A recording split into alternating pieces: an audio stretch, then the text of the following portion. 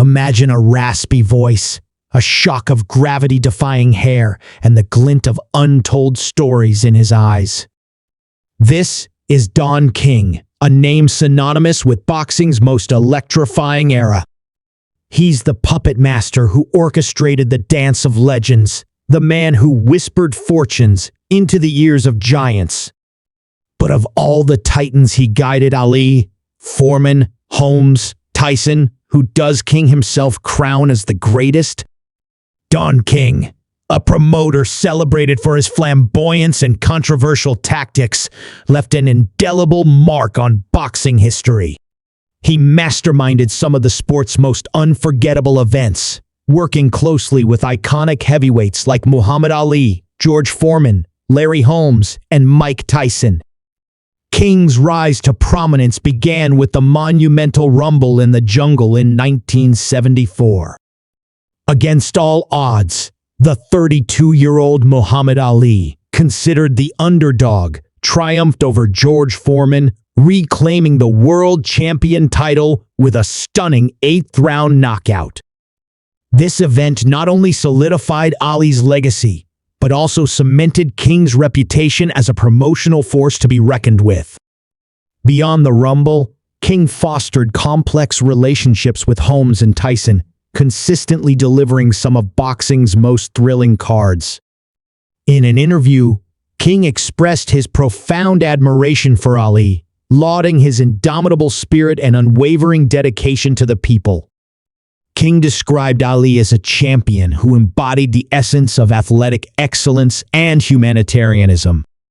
Considering his extensive career and the numerous fighters he collaborated with, King unequivocally declared Ali as the greatest of all time. King emphasized that Ali's greatness extended beyond his achievements in the ring, highlighting his profound compassion and genuine care for others. Ali's selfless acts of kindness, performed without seeking recognition, reflected the depth of his character and his commitment to making a positive impact on the world. Despite King's effusive praise for Ali, his motives have faced scrutiny, particularly towards the end of Ali's career when concerns arose regarding his physical well-being. Critics questioned King's decision to promote Ali's fights during a period when many believed he was no longer fit to compete, raising ethical concerns about prioritizing financial gain over the fighter's health. Muhammad Ali retired with an impressive record of 56 wins, 37 by knockout, and only 5 losses. His passing in 2016 marked the end of an era, leaving behind a legacy that transcends the sport of boxing, inspiring generations with his courage, conviction, and unwavering commitment to social justice. Don King, the controversial promoter, forever linked to the legends he helped create, stands as a testament to the power, the glory, and the complex ethical dilemmas that define the world of boxing. Don King's promotional style stood apart from his contemporaries and predecessors in several distinct ways, creating a legacy as controversial as it was impactful. He injected a level of showmanship, self-promotion, and international ambition previously unseen in the world of boxing promotion.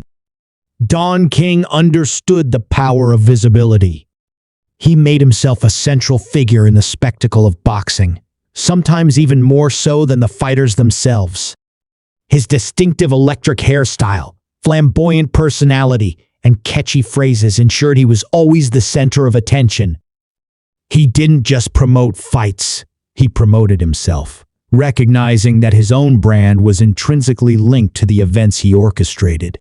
Unlike earlier promoters who primarily focused on the U.S. market, King expanded his reach globally. He secured deals with governments to stage fights in locations like Zaire, with the Rumble in the Jungle in the Philippines, with the Thrilla in Manila. This international approach not only increased revenue, but also elevated the sport's global profile. King developed close relationships with many of the fighters he promoted, becoming a confidant and even a father figure to some.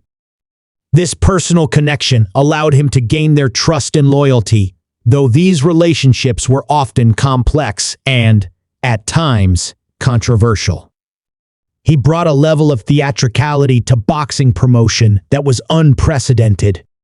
Using his charisma and speaking ability, he generated hype and excitement around his events, turning press conferences and weigh-ins into must-watch spectacles. While his promotional skills were undeniable, King's career was also marked by controversy and allegations of unscrupulous business practices. He faced accusations of defrauding fighters, manipulating rankings, and prioritizing his own interests over those of the boxers he represented. King was highly skilled at navigating political landscapes to secure favorable deals and access to resources. He cultivated relationships with influential figures, including heads of state, to facilitate his promotions. He leveraged personal connections with fighters, sometimes acting as a confidant and father figure, gaining their trust and loyalty, which gave him an advantage in negotiations. He looked beyond the United States, securing deals with governments to stage fights in places like Zaire and the Philippines. He was able to secure the then-record $10 million purse for the fight through an arrangement with the government of Zaire. Understanding the power of showmanship, he turned press conferences and weigh-ins into major spectacles, generating media coverage and attracting fans. King also used contractual clauses that required a boxer who wished to challenge one of his fighters to agree to be promoted by him in the future if they won, ensuring that he would represent the winner regardless of the outcome. He emphasized the importance of embellishing a hot opportunity, capitalizing on moments of momentum to turn them into major events. Often attaching a vague social mission to his promotions, he initially framed Muhammad Ali's appearance as a charity exhibition to help save a black hospital. He built strong political connections, securing the financial backing of Zaire's dictator, Mobutu Sese Seko, for the Rumble in the Jungle, showing his ability to merge boxing with global influence. Don King's career as a boxing promoter was marked by significant legal issues that impacted his reputation and business dealings. In 1967, he was convicted of voluntary manslaughter after stomping one of his employees to death over a $600 debt. He served nearly 4 years in prison for the crime. Even after his rise as a major figure in boxing, legal troubles continued to follow him, including a highly publicized lawsuit from Mike Tyson in 1998. Tyson sued King for $100 million, alleging that he had been cheated out of millions over more than a decade. The accusations included financial exploitation, contract manipulation, and unfairly taking a large share of Tyson's income. The lawsuit was eventually settled out of court for $14 million, though that sum ultimately went toward paying off Tyson's debts.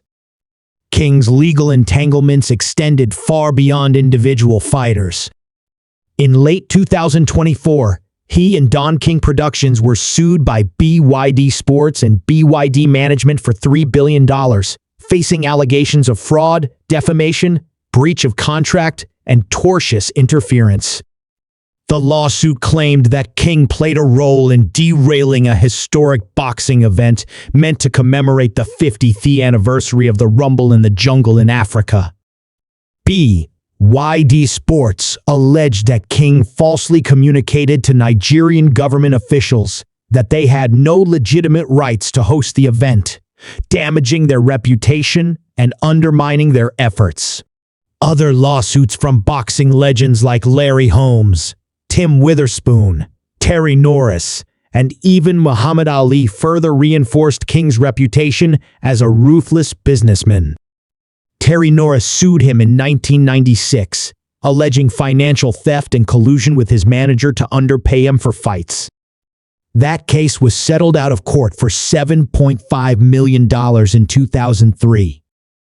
Over the years, King became a controversial figure, not just for his business dealings, but also for alleged connections to organized crime. In 1957, He was shot in the head and neck by unidentified gunmen after refusing to pay protection money to a crime boss. Decades later, during a 1992 Senate investigation, he invoked the Fifth Amendment when asked about his relationship with mobster John Gotti.